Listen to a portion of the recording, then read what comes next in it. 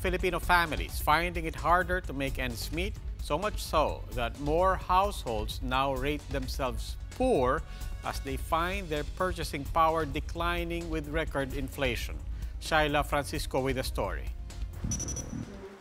From taking care of her grandchildren and staying at home, Lola Mags was forced to apply as a security guard to help her family with monthly bills. She reasons out that the combined salaries of her husband and 2 children are still not enough to pay for house rentals, transportation, and meals. But while she contributes around 1,320 pesos monthly, she feels this barely improves her family's financial situation. Kulang kasi minsan hindi kami nakakabayad sa bahay, nadidelay kami. Talagang mahirap ang buhay ngayon lalo na. Gipit na gipit kahit 4 kami. According to the latest Social Weather Station survey, majority or around 12.2 million Filipino families are now considering themselves poor. This is higher than June's 48% and the highest since December 2014 when a 52% rating was also registered.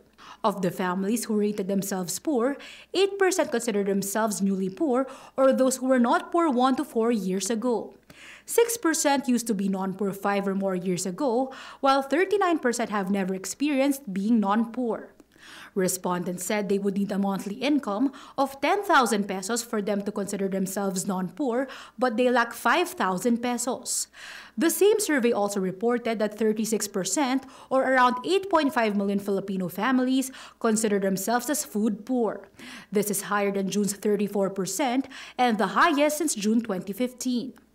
The survey showed families think they would need around 5,000 pesos not to consider themselves as food poor, but they lack around 3,000 pesos.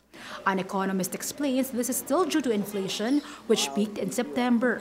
Sa makatuwid, ang kita natin ay hindi nagbabago kasing bilis ng pagtaas ng presyo ng bilihin. Pangalawa, walang dagdag na kita under the train law. Pero yung mga middle class na kumikita ng 250,000 and above, may dagdag na take-home pay.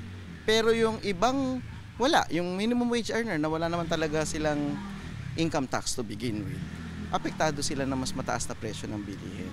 Unfair talaga sa mga minimum wage earners pababa na hindi nila nakuha yung unconditional cash transfer na yan. Balbaran says aside from fast-tracking the subsidies and assistance under the train law, the government should also continue its rice importation program. In a statement, Malacanang says the government is now implementing measures to temper inflation, including the unrestricted entry of rice imports. Shaila Francisco, we are One News.